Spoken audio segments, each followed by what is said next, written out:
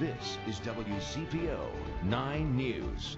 Thanks for joining us for WCPO 9 News. I'm Adrian Whitsett, and here's a look at some of today's top stories. Starting today, anyone 16 and older can get vaccinated in Ohio. Also today, Kentuckians age 40 and up are eligible to get the doses. Kentucky Governor Andy Beshear says he also plans to extend the state's mask mandate. Indiana will expand vaccinations to anyone 16 and up starting Wednesday, and the Hoosier State's mask mandate ends on April 6th. Also happening today, the blighted Millennium Hotel connected to the Duke Energy Convention Center is scheduled to begin coming down. Cranes and heavy equipment moving in to tear down the two towers, that annex building, and the skywalk that connects to the convention center. The skywalk will be the first to go. Demolition and asbestos abatement are already underway inside. The whole process is expected to take 15 months into next summer. Elm Street will be closed during this. Holy Cross Immaculata Parish in Mount Adams bringing back the traditional praying the steps. Those who would like to participate, especially if you're at higher risk for catching coronavirus, you're asked to consider visiting earlier than Good Friday when fewer people are likely to be there. The church will be open for prayer today through Thursday from 9 a.m. to 6 p.m. Guidelines for social distancing are in place and masks will be required. Jen.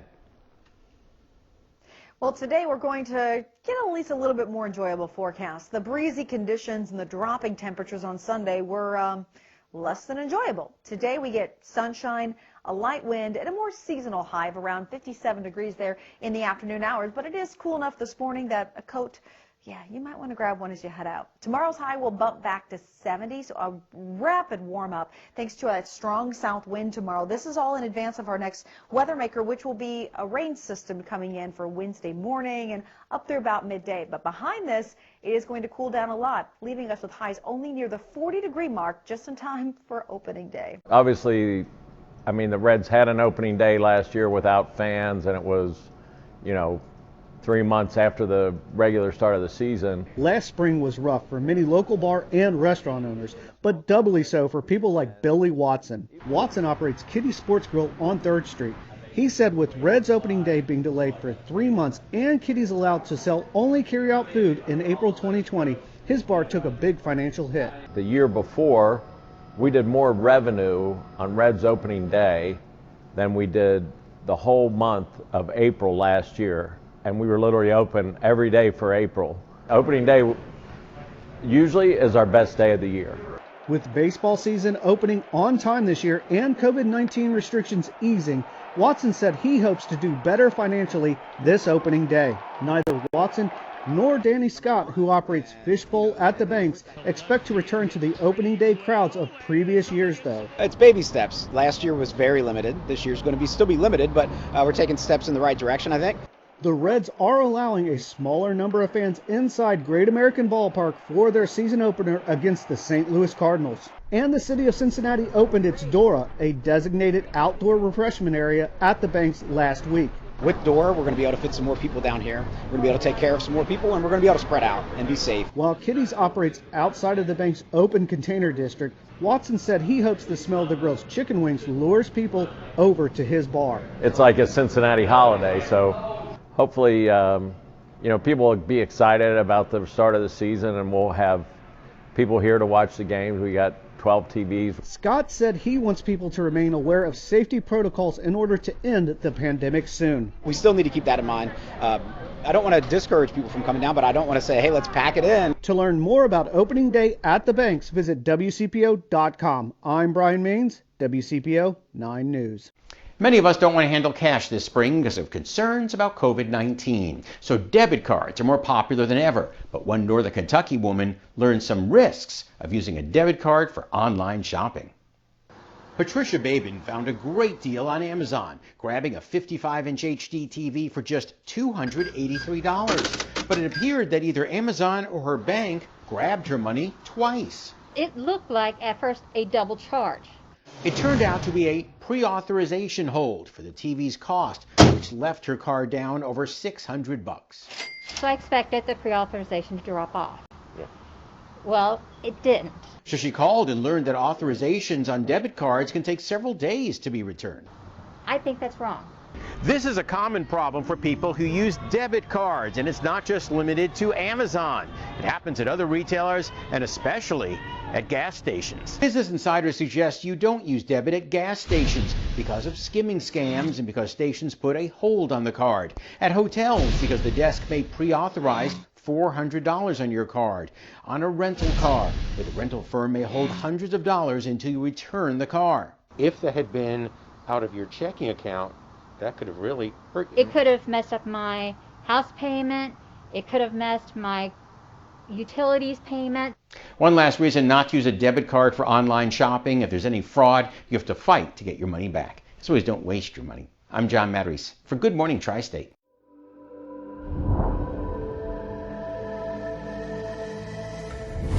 Opening arguments begin today in the trial of the former Minneapolis police officer charged with the death of George Floyd. Derek Chauvin has pleaded not guilty to charges of manslaughter, second-degree murder, and third-degree murder. 14 jurors will hear the case. The death of Floyd last year sparked protests around the world when a video was released showing Chauvin placing his knee on the back of Floyd's neck for several minutes before he died. Say his name! George Floyd! Black Lives Matter! National Guard soldiers will be on hand for security during the trial. The courthouse is also surrounded with fencing and razor wire. Authorities are urging demonstrators to remain peaceful. Testimony is expected to take up to a month. Crews have partially refloated a massive container ship wedged across the Suez Canal. Officials said there is still some work to do before the ship is completely freed. Crews from around the world have been working around the clock for nearly a week to help free the ship and reopen the international shipping channel. This week, President Joe Biden will unveil the first part of his infrastructure plan. A White House spokesperson said the president plans to separate his plan into two parts after considering one massive proposal. His first plan will focus on rebuilding roads and railways. The second part will be announced in a couple of weeks and will focus on, quote, social infrastructure, such as childcare and healthcare reforms. A White House spokesperson hinted that President Biden's proposal could come with tax increases.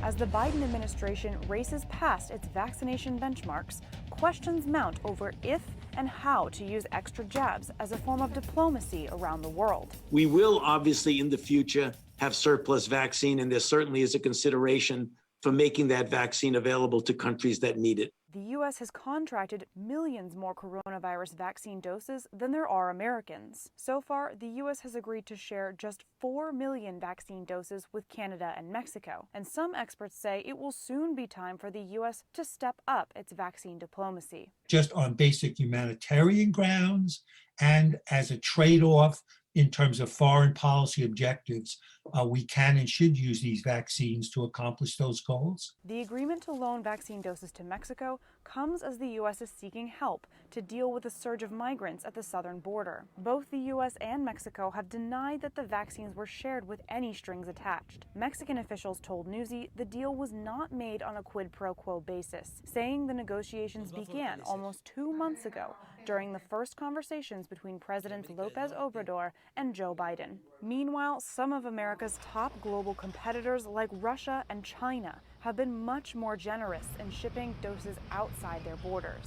The Biden administration has said it wants to be a part of the global solution to the pandemic, but the White House doesn't want to make decisions about excess vaccine supply too soon. There are obviously a number of factors, including the fact that these variants are unpredictable. We're still at war with the virus. We don't know which one is going to work best with children. Though millions of Americans have yet to get the shot, the U.S. has contracted 300 million doses of AstraZeneca's vaccine. That has yet to get U.S. approval, making it the most likely choice to ship out to countries that have okayed the shot. What the Biden administration is doing is a very good first step, but that's all it is. We're going to have so many excess doses of these coronavirus vaccines, and we should be doing more to get them out to countries that need them. Kellen Howell, Washington.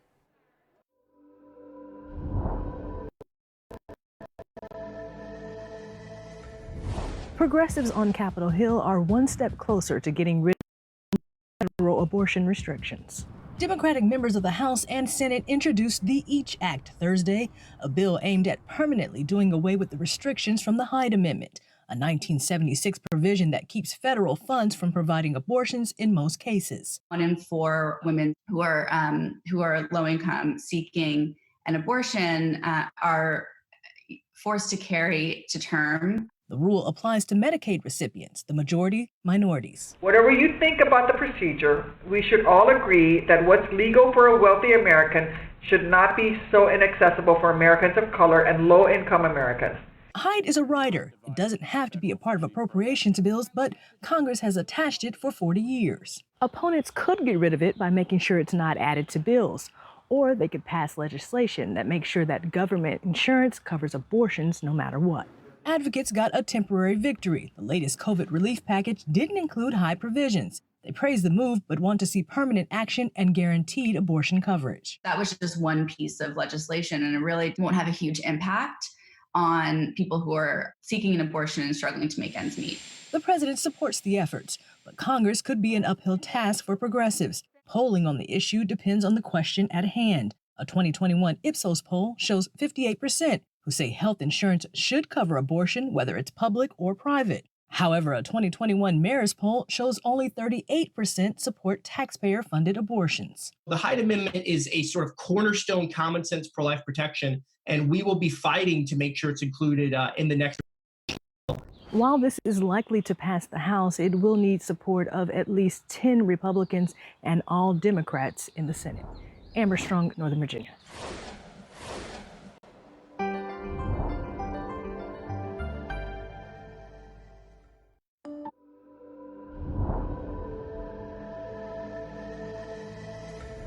The first COVID treatment trial in the world to include pregnant women was just launched. Now researchers need patients to enroll. They're studying a long-approved diabetes medicine which they believe will be effective in keeping people out of the hospital and dying from COVID-19. We need 570 people. It's a specific number, and statisticians have carefully mapped out the percentages as to why that number works. 570 people need to enroll within 3 days of receiving a positive COVID test. Participants will either get a placebo or a diabetes drug called metformin. Those analyses did find that people who had been on metformin before they got COVID-19 were less likely to be hospitalized or die than similar people who were not on metformin. If you're wondering how a diabetes drug relates to a respiratory virus like COVID, you're not alone. Dr. Carolyn Bramante is an assistant professor of internal medicine and pediatrics at the University of Minnesota Medical School. She's also the lead investigator of the study. It's very confusing too. We have had people ask, well, if metformin might reduce severity, why is diabetes, such a big risk for poor outcomes from COVID, which is a great question. So, diabetes is in a state of chronic inflammation, type 2 diabetes, and high blood sugar. Both of those things, we think, appear to make the severity of COVID-19 disease worse. She says metformin has also been effective in treating Zika and hepatitis C. It's even been used to enhance fertility. The drug has been FDA approved for decades. Kids have taken it, as have pregnant women. It's clearly easier to study something that has already been used in pregnant people because you have, data to fall back on in discussing in general the risks of using that medication in pregnancy. Dr. Sarah Cross is a high-risk obstetrician and assistant professor at the University of Minnesota Medical School. Pregnant women are generally excluded from drug trials, COVID or otherwise. Dr. Cross says that can be risky. Because then you don't really know how something works in pregnancy. So if you don't have any data, then every time you talk to somebody, you say, well, you have this medical condition, you have high blood pressure, and I'd like to give you this medication, but it's never been studied in pregnancy, so I don't really know. Researchers hope people, including those who are pregnant, will enroll in this trial. Even with the vaccine coming out, Dr. Bramante says metformin is an available and inexpensive treatment that could improve survivability, but they need the study and those 570 people to prove it. It's a simple sign up, and doctors say a safe drug. This would be people who were recently diagnosed with SARS-CoV-2. They don't have to have symptoms, but they have to have had a positive test within 3 days. If you're interested, head over to covidout.com. I'm Stephanie Stone, reporting.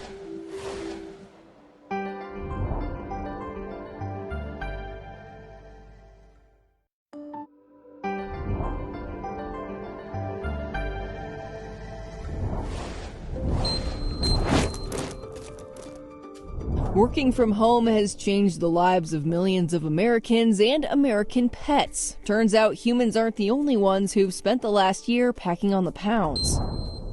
My name is Brad Wigginton, and my dog's name is Oliver. Oliver is a 5-year-old Beagle Cocker Spaniel mix. With the pandemic keeping people inside, Brad says Oliver started packing on the pounds. The vet said, he looks like he's about 10 pounds overweight. We need to slim him down a little bit. Dogs in particular, cats not so much, but dogs are pretty good at getting you to feed them. Even for our pets, extra weight has real health consequences. Veterinarian Glennis Graham says she has noticed the weight gain among both dogs and cats. Those pounds come with serious health issues, including diabetes, high blood pressure, kidney disease, cancer, and arthritis. Just like humans, if dogs are carrying extra weight, it's hard on their joints, and particularly if you have a breed of dog that's prone to joint issues. Extra weight can also make respiratory problems worse for short-nosed dogs. A 2019 study shows overweight dogs have a lifespan up to 2.5 years shorter than dogs with a healthy body weight. Dr. Graham says don't overestimate the value of walks. She says the single best thing that you can do for your dog is take it for a regular walk 10 to 15 minutes a day. Hello, everyone. I'm 9 First Warning meteorologist Sherry Hughes. We had some chilly temperatures today. We started in the 60s after midnight, but temperatures fell into the 40s during the afternoon, and the winds have been gusting into the 30s. I think the highest gust I saw was about 37 miles an hour. Well, the good news, the winds are going to decrease as we go into the overnight, and certainly as we go into tomorrow, your Monday. We'll get the winds out of the west and also mainly a little bit of a southerly flow by Tuesday, but winds will die down to about 5 to 10 mile an hour for your Monday into Tuesday. Tuesday, though, it's going to go back up again. Here's the way it looks for this evening. We've had the clouds as well. Clouds will disperse. We will gradually see mostly clear skies in the overnight hour. By about 2, we're at 34. I think we'll bottom out around 31 degrees. Then as you get up in the morning, we see those temperatures go back from 30s to 40s at noon, and then 50s, which are seasonal temperatures during the afternoon. And notice every day part has sunshine and lighter winds out there. So it's a pretty good start to the week, but we're going to have a good bit of temperature swings as we go through the week. Look at Tuesday, 68 degrees. Wednesday, our next chance of rain, and temperatures down to the 40s. Behind that cold front, opening day for the Reds will be a chilly one, and we'll have breezy conditions, which means that 40-degree temperature will likely feel like the 30s. But we have mostly a dry week with the exception of Wednesday's rain.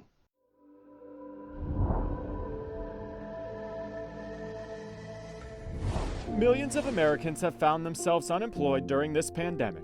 Many have been able to find jobs, but there are plenty of other people who have spent months trying to find work.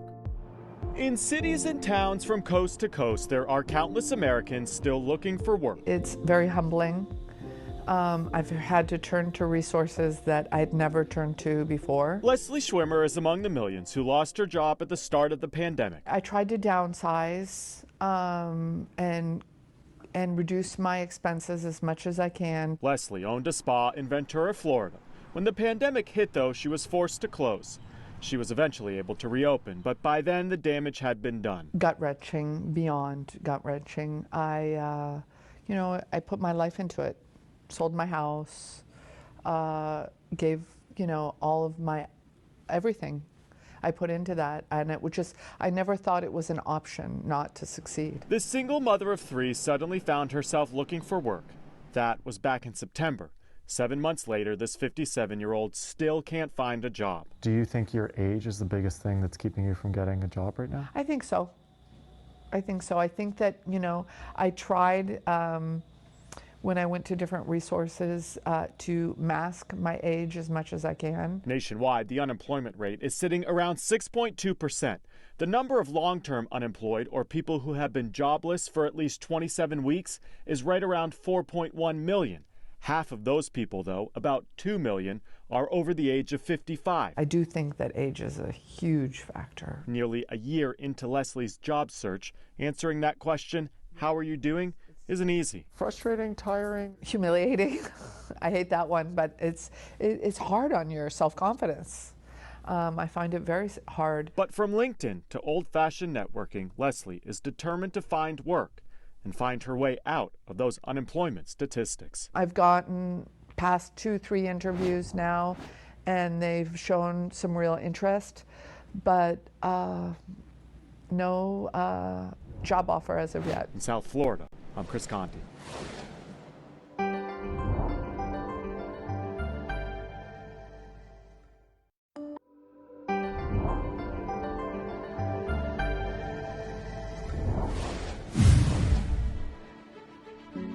It's a mini grocery store and food truck combined in one. A food bank in South Florida is rolling out a new program to get healthy food into communities that need it most.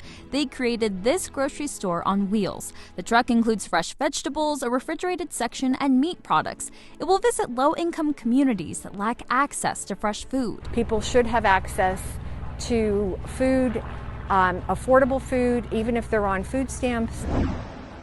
22 tons of donated food was given out in the last year. A pop-up food pantry in Detroit is going strong while people still need help during the pandemic. It started as a temporary resource that's turned into a nonprofit helping thousands of families. Last year, they provided 11,000 neighbors with food and essentials. They also keep several mini pantries stocked throughout the neighborhoods. We want to make sure that people don't have to make the choice between paying rent and feeding themselves and their families. You've heard of little free libraries. Now one Denver nonprofit took the concept and applied it to people looking for something to eat. They created a community fridge that's hosted by the community and maintained for the community. If you need stuff, you just go and pick out whatever you like and take it home with you. It's really that simple.